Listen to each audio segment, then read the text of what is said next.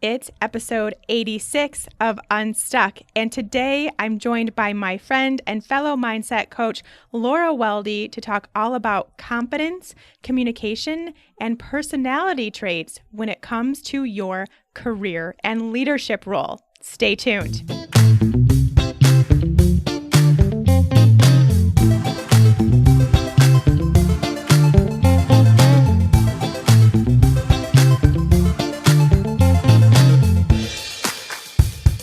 Hey there, friends. Welcome back to Unstuck. I'm Sean, your host, and this is your special, real-life, no BS personal growth podcast so that you can step into the next level version of yourself and live the life that you want, have the business you want, have the career that you want, have the health you want, have the family, the relationship. Hey, whatever it is that you desire, it starts here, because when you change your mind, your life will follow. And that's exactly what we do here.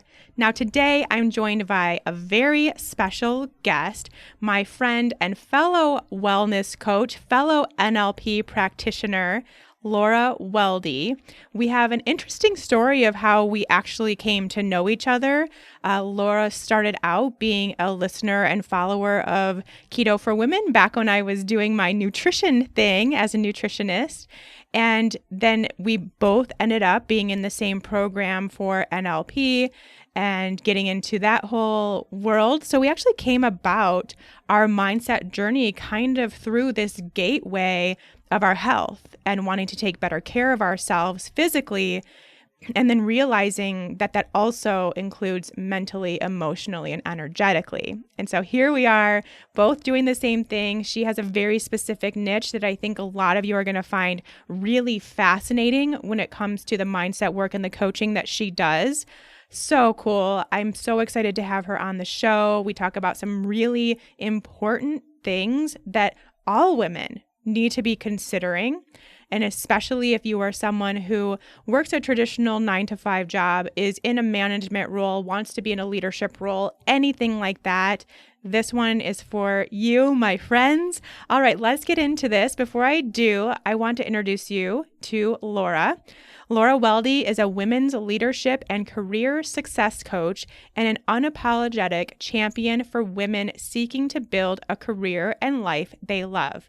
After struggling with burnout, imposter syndrome, and uncertainty in her career, Laura decided to eliminate these issues for other career women.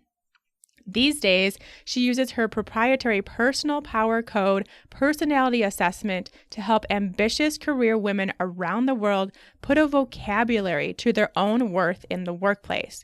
She pairs this with her expertise as a masterful certified coach and NLP practitioner to create customized roadmaps for her clients to go from overlooked and overworked in the pre-suite to celebrated and confident in the C-suite as intuitive and authentic leaders. Ooh, so cool. I can't wait for you to hear from Laura. So let's chat with her now. Laura, thank you so much for coming on the Unstuck podcast today. I'm so excited to chat with you and just for us to finally have like a real conversation, not through Instagram direct message and those kinds of things. I'm just so excited to connect. Thank you so much. And thanks for having me on here, Sean. I am so excited to kind of dish about all the things that we have in common and all the things we love. Yes, which is a lot. So we have a lot to talk about. First, why don't you give yourself a little introduction for those that don't know you listening? Tell us a little bit about who you are, what you do, why you do it, all that good stuff. Oh, wow. Okay. How much time do we have? Hey, you can go as long as you want. Awesome.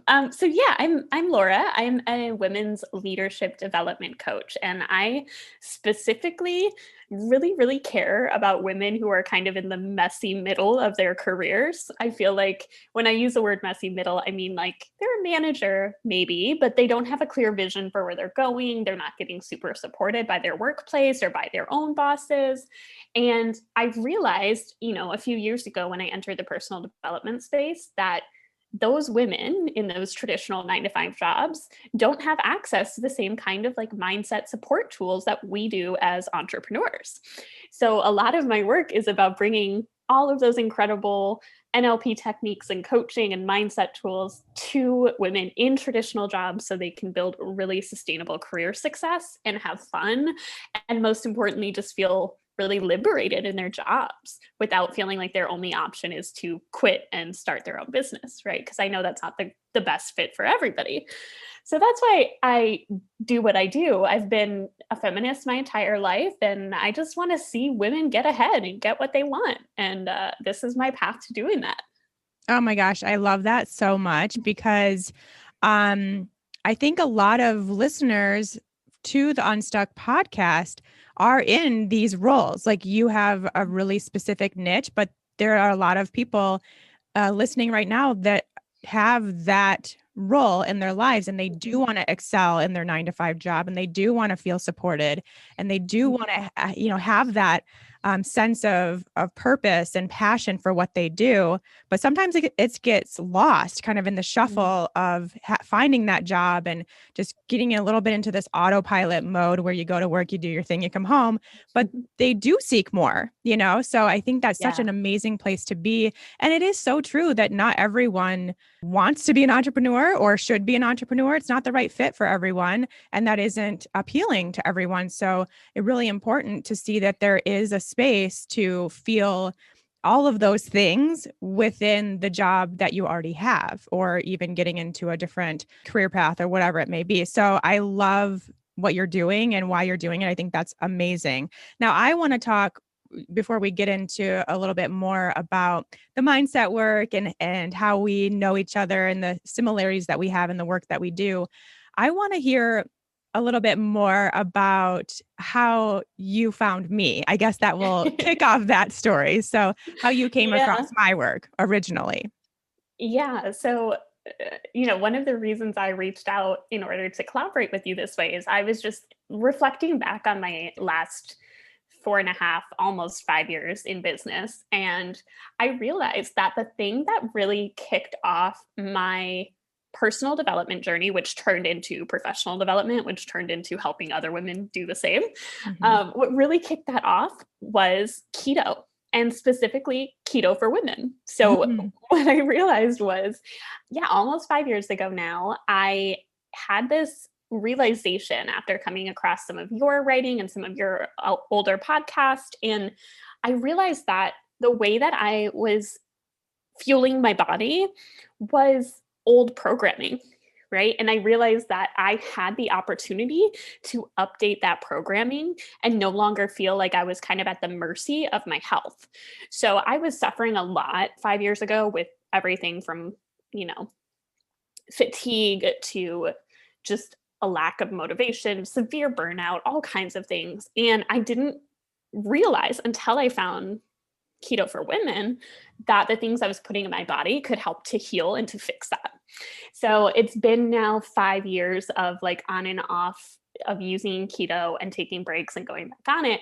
And literally everything about my life has changed because that was like my first manifestation, if you will, was being able to take my body from where it was and how it was feeling to how I wanted it to feel. And that was my first like visible example in my life of, oh my gosh, I can change my programming. I can change my results. I have more control over the things that are happening to me than I thought I did. Oh, I love that you said that how you had been treating your body and eating and doing things in the past was your just old programming. And that's so true. And I don't think enough people understand and realize that. And I didn't by any means that, I've been someone that's been on a diet for most of my life and never realized that that was just programming that was going on within my mind and that I had the power to change that. I had the power to reprogram that and choose what I'm thinking and my beliefs and those kinds of things. And that's why I also became so passionate initially about mindset work is kind of in the same way in seeing what it had done to my physical body when I actually not only applied healthy living, but also the mindset work around everything from my body image to dieting to calorie count to like to Mhm. everything. But when you really apply that work, both mindset work and energetic work to your physical health, that's how I got into this as well. Man, it's so powerful. It's like a whole new world opens up. It's so It really is. fascinating to see it. And then for me to do that work, but then also still be in the keto space where I see the programming going on and I can see it so clearly, and Mhm. it's actually harming the people Mhm. that have that programming to think about everything as a diet and all these foods they can and can't have and all this stuff. I knew there was more work to be done besides Mhm. just thinking about the food, but then also, why do you think that way about food? Why do you behave that way around food? Those kinds of things I think are so important. And it really does just kick off a whole journey. And I think that's where Mm. a lot of people listening are right now, is starting at this place where they care about their physical body, but then realize that true health is so much more than that, and like we have so much Yes. more power over it that we're not seeing. It's like we see everything from this very like physicalness. There's Mhm. so much more to it, so much more than just your physical body. And that's why I love your work too, is I remember when you kind of launched the Unstuck podcast and when you started moving into more mindset conversations. And I remember it feeling so freeing as somebody who was, subscribed to your info and getting your info. And I just see so many parallels between people's health journey and their personal development journey. Like I felt like my ability, it's ultimately not about keto itself. It's about that opportunity to choose to do your own research, to take responsibility for how you're feeling and to be able to choose your own way of doing things. And you start to realize when you reflect that, new information leads to new action, leads to new results. And if that's not like the formula for personal development, then then I'm a liar. But I mean, I just think it's such a cool reflection of the broader work that we're both doing now. Yeah, and it really applies to literally every aspect of your life, which I think we both Mhm. now realize and understand. So I think that's really cool. And I think a lot of people can really relate to that. Now, tell me how you got, first of all, when you got interested in women's Mhm. career success, was that from your own personal experience? Yes, absolutely. So, my experience really in the corporate world after I graduated from college was I worked so hard, like harder than I probably should have for, my pay grade at the time. But Hmm. I worked so hard for years and I followed these, even though I've been a feminist and I don't believe in traditional gender roles, I realize now I was following this kind of gendered idea of put your head down and work really hard and eventually you'll get noticed and eventually people will give you the thing that you deserve, whatever that was. And what actually ended up happening was I was essentially working so hard that I burnt myself out, like mentally burnt myself out physically, burnt myself out emotionally, all in service of, this company that I was working for. And then realized that they didn't have the resources to support me in return. So I hit this kind of wall of there were no real development opportunities. I knew I wanted to do bigger, better things, but nobody was giving me a chance to do so. I didn't understand how to like get into the room essentially. Hmm. And I knew that my work was excellent and that I was capable of more, but I just didn't know how to access it. And in a lot of, workplaces, you don't get that type of personal or professional development until you're in the C suite and they're trying to like hold on to you for as long as they can. And I just really believed that the magic is in that quote pre-suite area, that women who are like in the middle there who have so much to offer, so much to give, and they need the support to create those boundaries and to understand how they can manifest their dream career, how they can impact others, how they can really step up and take ownership and stop waiting for somebody else to notice them and promote them and give them that power, right? It's about developing their personal power. Hmm. So how did you get involved or get interested in wanting to learn more about NLP and Mhm. everything else, all the other mindset tools that we have in our belt now? Yeah. So I started with traditional coaching. I've been doing that, like I said, almost 5 years now. And I love it because it's this process, this structured process to help you get from where you are to where you want to be. But eventually I realized that something that a lot of women in particular, I think, struggle with is this constant information overload, right? So Mm, we read all the books, we listen to all the pods, we get coached twice a week. We've got so much happening in our minds for how we can be better or show up better. But what really makes a difference is implementing that information, right? So I was looking for additional tools that would help the women that I work with realize that this doesn't have to be a lifelong process becoming a leader, right? It can happen in an instant. So I was looking for tools that would help them just make that transformation as quickly as they can make the choice for, what kind of coffee they want to drink in the morning. I wanted it to be immediate and feel like it was always accessible. And that's what led me to NLP. oh, so cool. So as you went through the program, I'm just curious, did you have any kind of aha moments in your own life or anything that you wanted to start applying or are applying on kind of on a regular basis now that you know these extra little tools? Yes, so much so. I'm like, I have so many tools I want to use every day that Yeah. I sometimes know, wish it's I like had everything. Yeah. more hours in the day.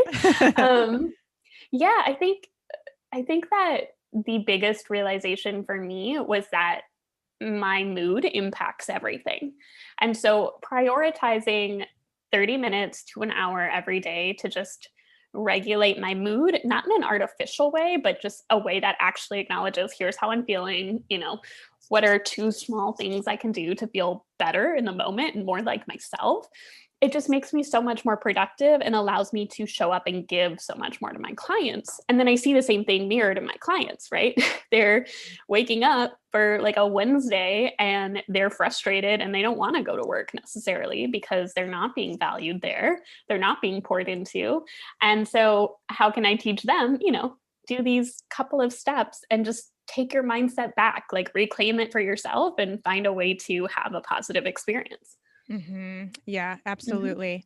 All right. So one of your big things that you're really passionate about helping women with is in confidence and Mhm. communication and kind of merging the two. And I would just say that I mean, I can't I can't even begin to describe how many women struggle with confidence. And Mm, especially if they are trying to go into potentially a leadership role, or if they are an entrepreneur and they're trying to break out and do their own thing and get themselves out, their work out there, and they just come up against this block. And what it is lack of confidence. Like at the end of the mhm, day, that's what's going on.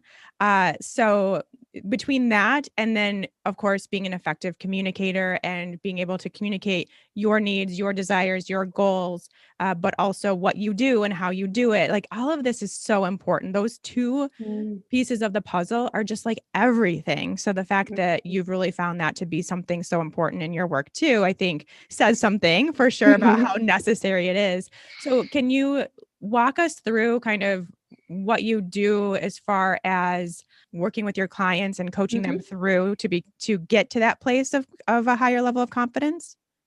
Yeah. So, I mean, first things first, I feel like confident communication is like the outer work component, and Mhm. the inner work is believing in yourself, right? Like that's the core of the confidence is I believe that I'm capable and I trust myself to do this.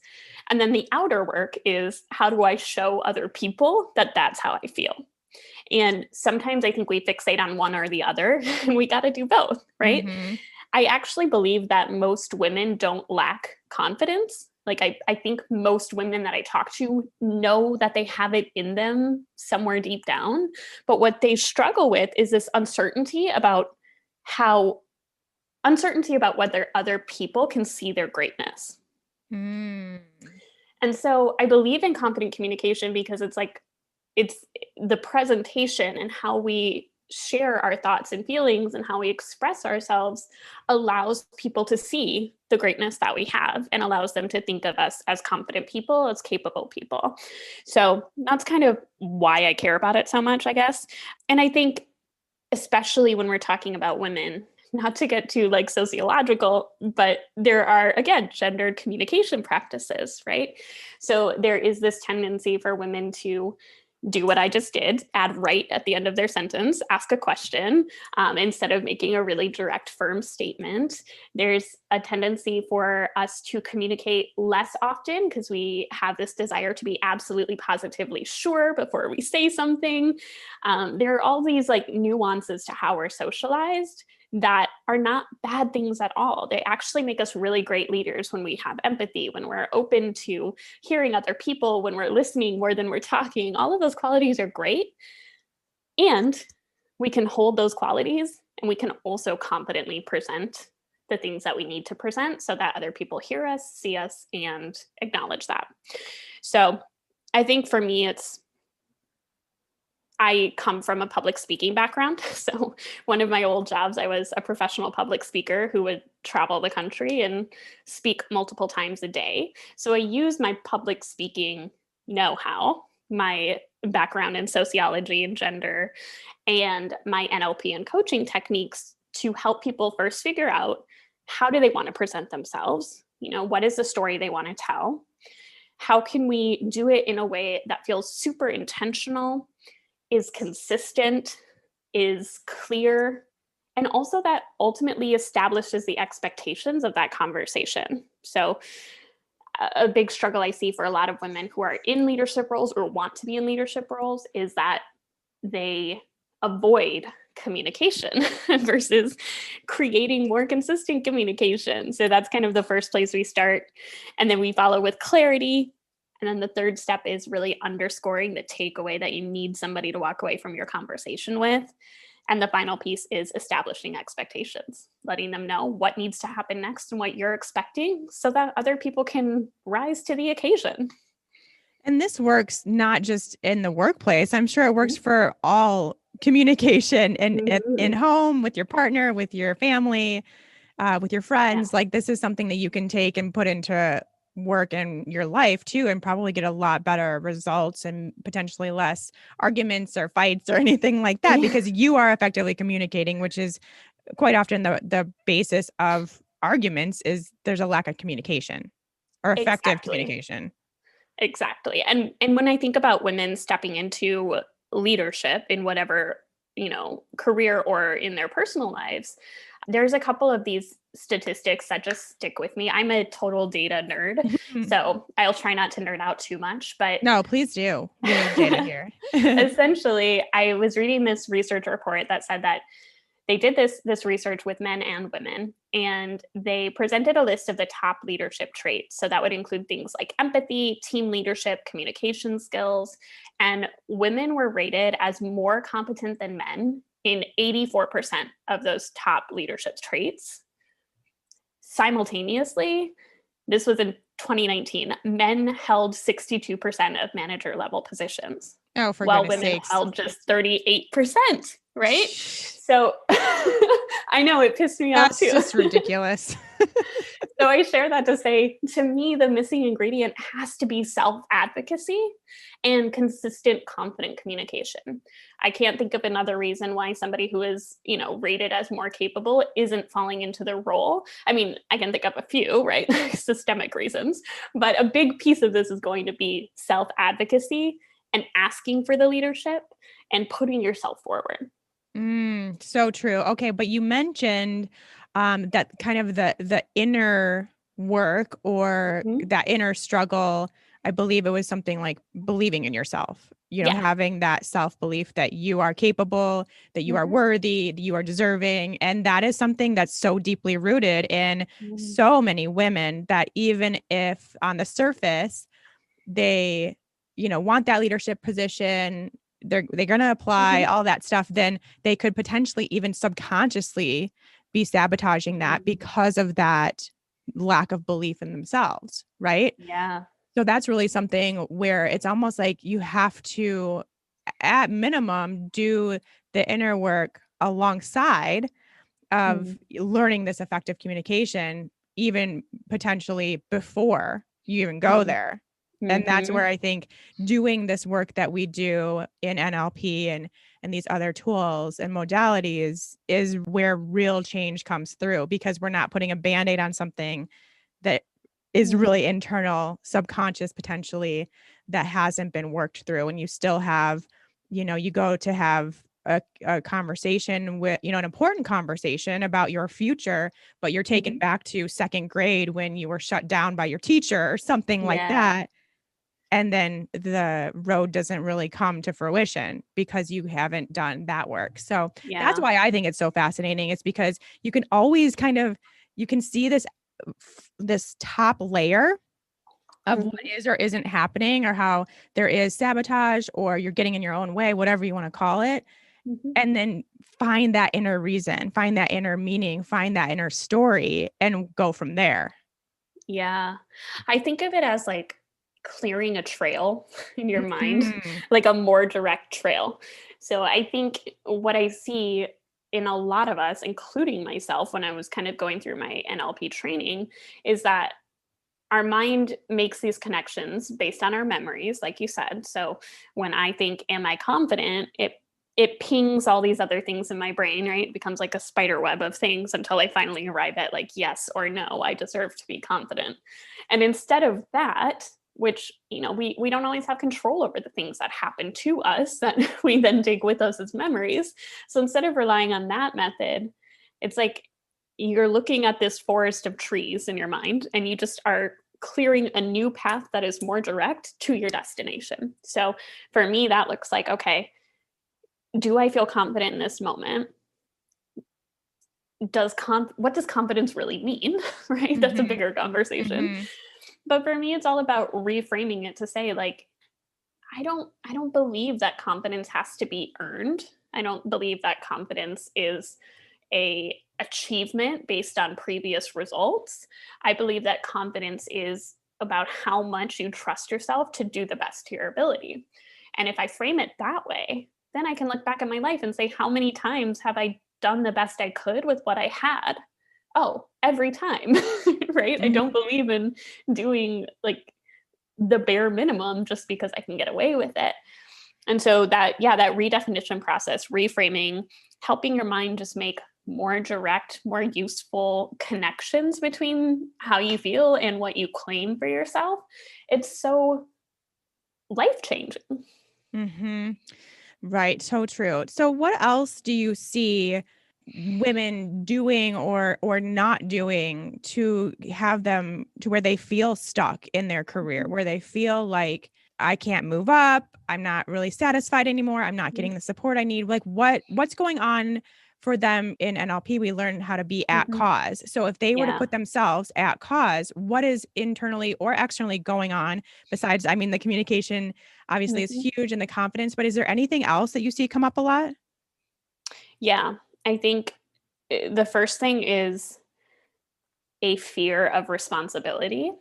I don't think this is only for women, but obviously I work with women most of the time. So what I mean by that is this fear of being held at cause for your results, to echo the thing Mm. that we went through. So in the workplace, this could look like being offered a role where you have more of a leadership position and you either turn it down or you don't apply because you're afraid you won't be able to reach the benchmark, and then that will mean something about you as a person.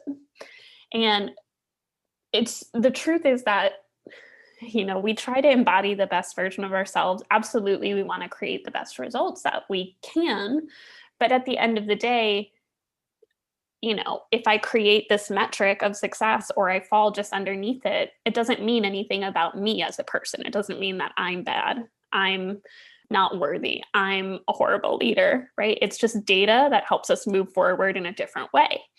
And so for a lot of us, it's this fear of responsibility, of not really understanding what it means to hold space for a team and for results.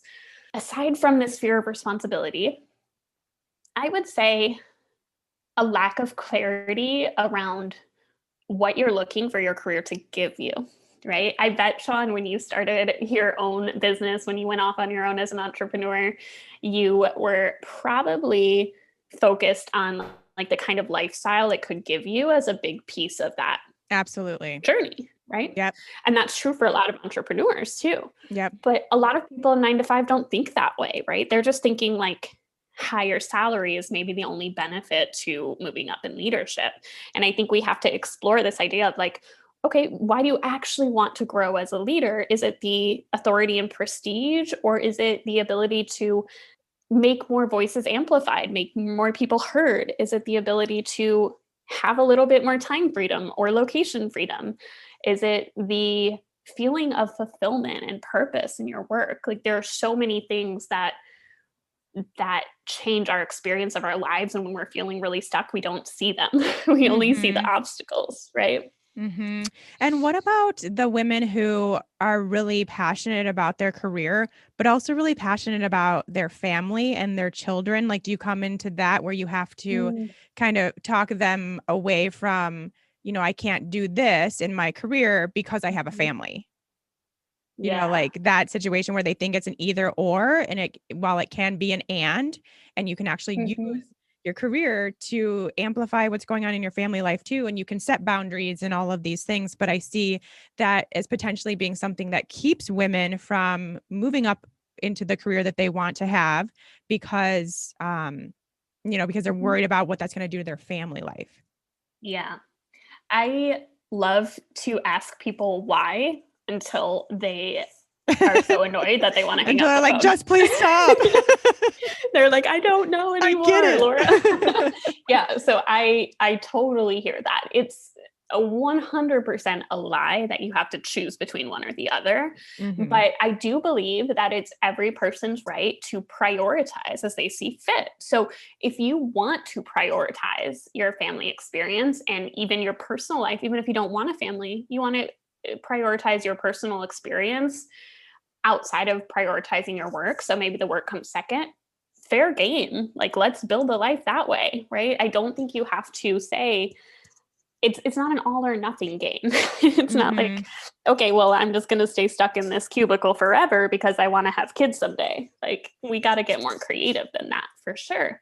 And I think I also want to acknowledge just the real weight of responsibility that so many women carry outside of the workplace, like the cooking, the cleaning, the childcare, all of these things. While I know it's not the same for everybody, these are, real tasks that contribute to that overwhelm that we talked about earlier, overwhelm of information and of responsibility. And we saw that have a massive impact on women in the workplace in 2020 because of the pandemic, right? I'm sure you've read about it, but so many women ended up leaving the workforce because of these added responsibilities. And that just it hurts my heart for those individuals. It also just hurts my heart to think about all of the innovation and intelligence and amazing contributions that we lost as people stepped away.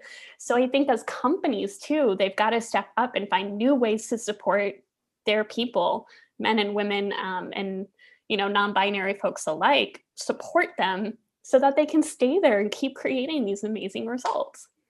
Oh gosh, it is so true. And it's so, yeah, it's sad to see that. And it almost feels like they felt they didn't have a choice. They didn't have an option. They had to do what they had to do and leave something that was potentially really lighting them up or could really light them up and make them really purposeful and passionate behind. And it is really sad to see. We don't want that. And you potentially so many amazing things that now we'll never experience. So, all right, let's move into personality, because I know that personality also kind of ties into all this, and your personality potentially makes a difference in how you approach things, is what I'm guessing.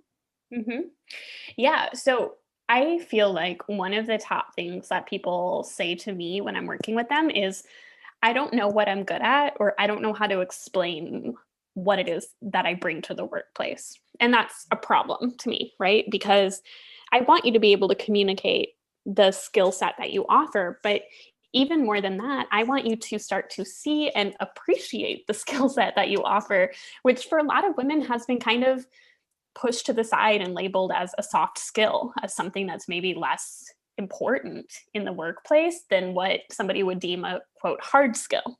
Okay.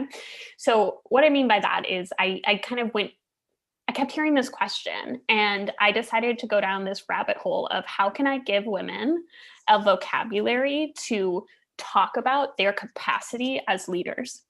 And how do I do it in a way that they then have the tools to go and advocate to their boss or to their employer why that's valuable to the company?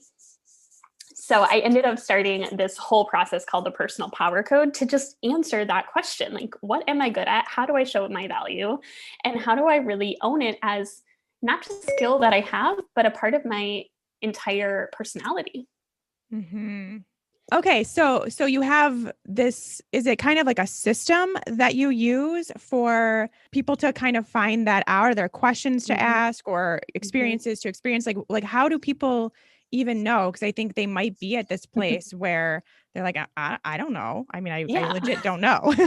So what do we do from there? Yeah, I didn't know either, right? I think the corporate 9 to 5 world, like so often it just makes you feel like a cog in the machine, like you're just another person. And so we have to reclaim our value and name it as individuals. So this personal power code process, it walks you through what I consider the 5 top questions that you have to answer if you're going to be a powerful leader. And it gives you a result of which of the most common archetypes you would fall into as a result of that. So let me share the 5 questions with you just so people can kind of start thinking about it for themselves. Okay. Yay. That's just fun. Yay. So question number 1, if you want to step up and be a leader in the workplace, is what kind of energy do you bring to the room? Right?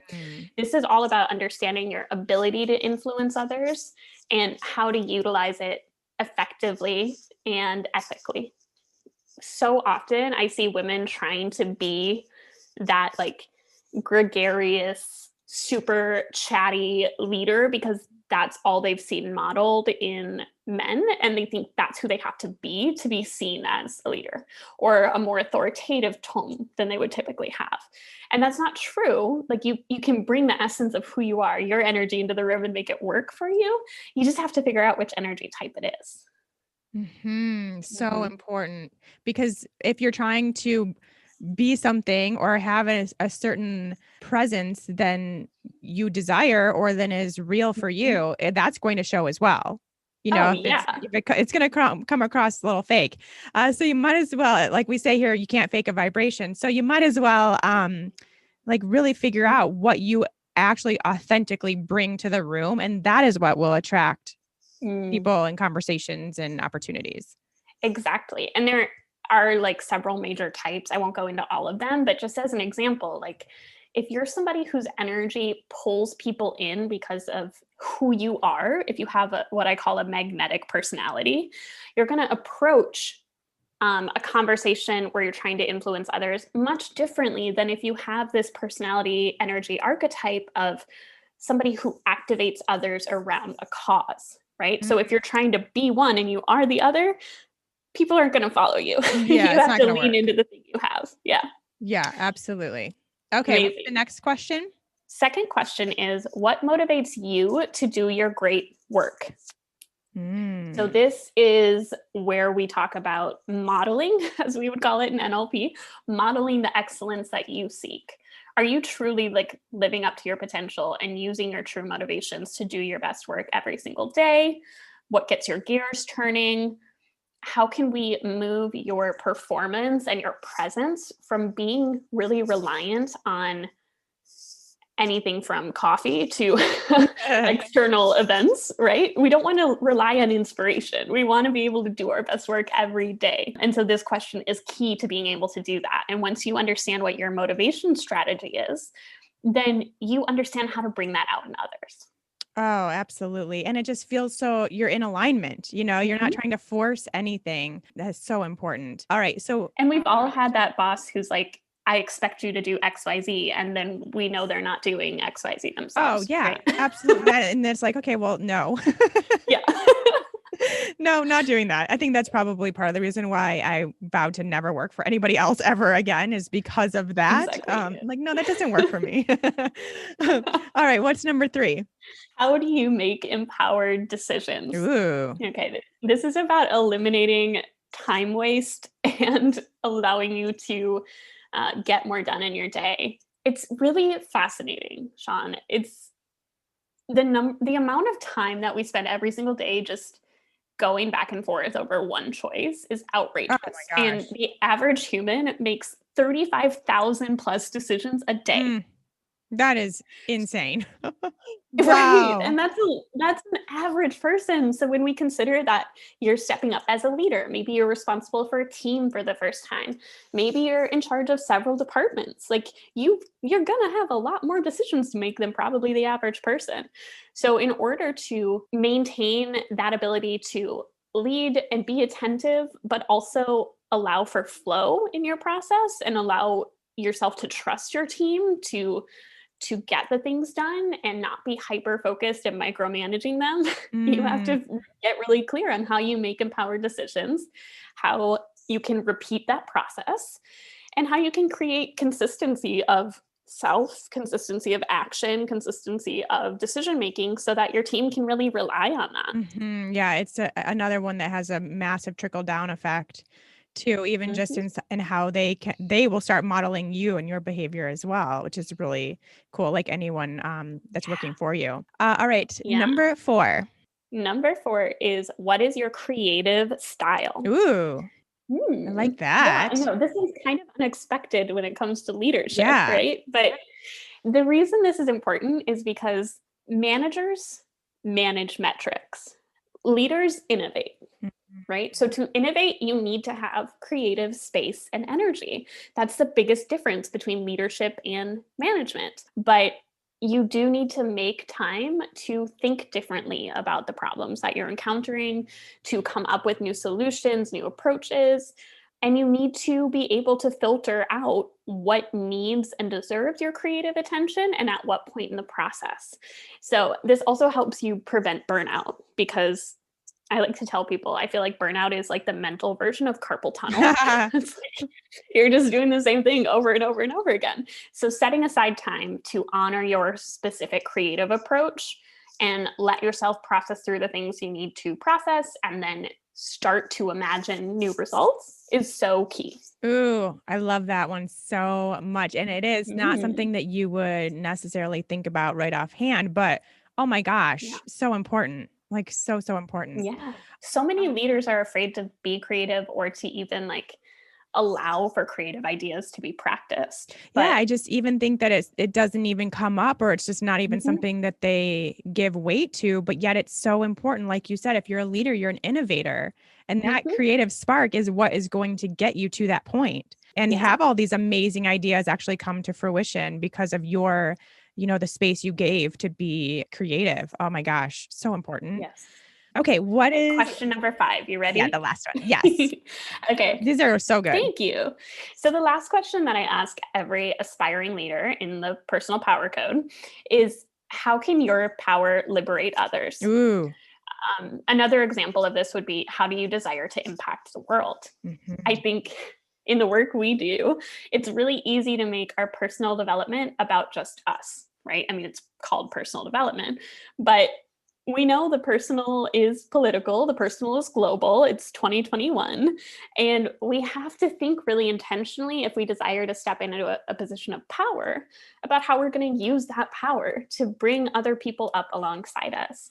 I also think that when we can tie our work on a daily basis to whatever legacy we're trying to create, and that doesn't have to be like, solving world hunger, like it doesn't have to be a huge legacy, but it can just be as specific as, how do I want my team to feel? Like, I want to leave a legacy of my team feeling supported and heard. Mhm. When we can tie our daily actions to that bigger vision for our development and for our people's development, it just keeps us in the game longer, right? Anybody can do this challenge of being a good leader for 10 days, but once you hit that first like obstacle and you start to get over your work, you're frustrated, you're burnt out, whatever, this higher vision of how you can use your power and your position and your authority to liberate other people is what's going to keep you going. Yeah, it's just a whole different level of fulfillment, right? That you cannot find without having that bigger purpose and vision and goals for your legacy and how you want to really make an impact beyond just the four walls of your office or whatever it may be. I mean, just really thinking about that and honing in and making that part of your mission, I just think amplify how you feel and how productive also you are in that leadership role. Absolutely. Oh. You know, I talked to somebody, gosh, just the other day, and I asked them about their leadership vision, and they said, I don't have one because I'm not a leader yet. And I was like, no. This is not how the mind works. Right. Sean's over there like we learn in NLP and in coaching and in everything personal development that our brain takes what we visualize as our reality. And so if we want to become a leader, if we want to be a leader who leaves a legacy, it's really on us to create the legacy and the vision first so we know what way we're going. So I just want to encourage all women out there, if you're staring at the wall of a cubicle, it doesn't matter. Like, create your vision for how you could impact people around you, how you could lift up others, how you could utilize your power in a way that is ethical and helps other people. And you're going to be motivated to do what you got to do to get there. Oh, so true. We talk about, stepping into that version of ourselves now, doing the visualizations, really being before we do and have. And it's so it's the most powerful thing. If you take one thing away, let it be that. It is so powerful that yes, you may be staring at a cubicle right now, but that doesn't mean that you can't think beyond that and visualize beyond that and see yourself beyond that. And when you do, hey, amazing things are going to happen. You will open up the pathways. You have these experiences that lead you into that next role instead of keeping yourself in this box because you're afraid to look beyond it and to see yourself beyond it. It's so important. Those questions were amazing. I love them. Thank you. It's so important. Like, these things we really need to think about.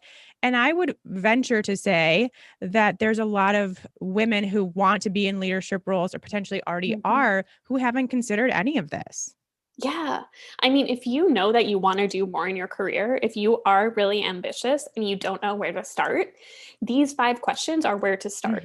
Because by the time you work through this personal power code process or answer these questions for yourself, you're going to have the toolkit to go to the person above you and say, look, I know how to influence others with my magnetic style. I can get people on board. I understand how to motivate people of different motivation strategies. I know how to make sure that my team feels supported and empowered and liberated, right? You're going to have all of these tools to use to describe that really unique value you bring to the workplace. And they're going to be able to see it super clearly. So is there a way for us to get our hands on these questions and answer them and get a little bit more information about where we stand personality wise?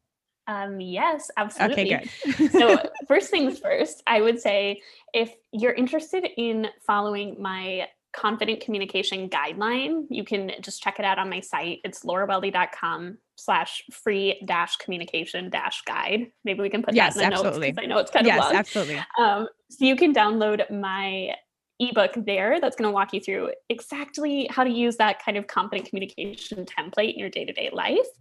And then also on the site, you're going to have the ability to check out the personal power code.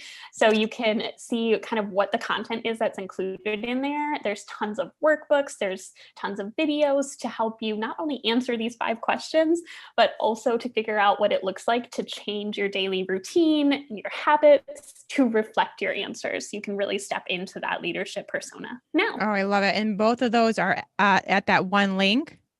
Yes, okay. So you'll find both of them at lauraweldy.com. Oh, okay. Okay. And then we'll have the specific link for the confident communication. For the guide. Yes, absolutely. And what is it, just so people can start envisioning themselves, what is it like working with you? Like, how do you do this thing? Yeah. That's my favorite question because my number one priority is to be joyful in personal development. Mm-hmm. I think so often people come to coaching or to leadership development and growth really fixated on the things they feel like they're not doing well enough. And my goal is not to make you feel like you have to play catch up and develop all of these skills that you already should have. My goal in coaching is to help you identify where you are excellent and lean into that more and show up as the leader more and have fun along the way. So what it looks like for me and my people is anywhere from like a single day where we sit down and solve your top 3 to 4 problems in your career and in your leadership growth, to partnering with me for 6 months to really create long-lasting identity level change where you step into leadership every single day. So I do a lot of private coaching. I also offer group coaching a couple of times a year because I think so many women in leadership roles need community of other women who aspire to be leaders as well. So it's a little bit of everything, but they can learn more about it on my site and obviously reach out if you have any questions. Oh my gosh. Yes. All of that is so good. And where can they reach out? On Instagram? Can they DM you? What's the best way? Mm-hmm. Yeah, DMs are great. So on Instagram, I'm just at Laura Weldy.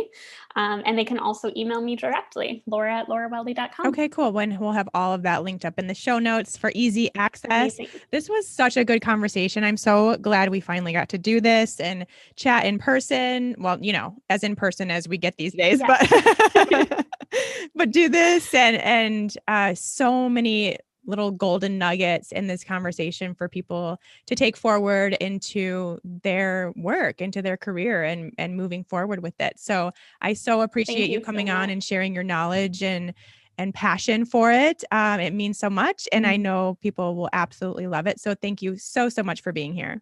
Thank you, Sean. And thank you for being a real leader in this space. I'm so excited to continue to support you and all the things you do to support other women. Oh, thank you so much. And we will keep in touch and talk soon. Sounds good.